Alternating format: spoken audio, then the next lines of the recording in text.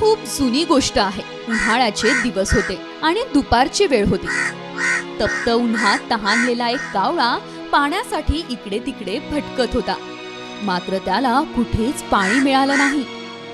बिचारा तहानलेला कावळा पाण्याच्या शोधात सगळीकडे भटकत होता. अशात त्याची तहान आणखी वाढत चालली होती. त्याची तब्येत खराब होऊ लागली होती. आपल्याला जर प्यायला लवकर पाणी नाही मिळालं तर आपला जीव जाऊ शकतो असं त्याला वाटायला लागलं होतं. मात्र तितक्यात त्याची नजर एका घरावर गेली. तो घराच्या छतावर जाऊन बसला तर त्याला एक पाण्याचा माठ दिसला. कावळा लगेच पाण्याच्या माठाजवळ पोहोचला. मात्र जवळ गेल्यावर कावळ्याची निराशा झाली, कारण त्या माठात पाणी होतं पण इतकं कमी होतं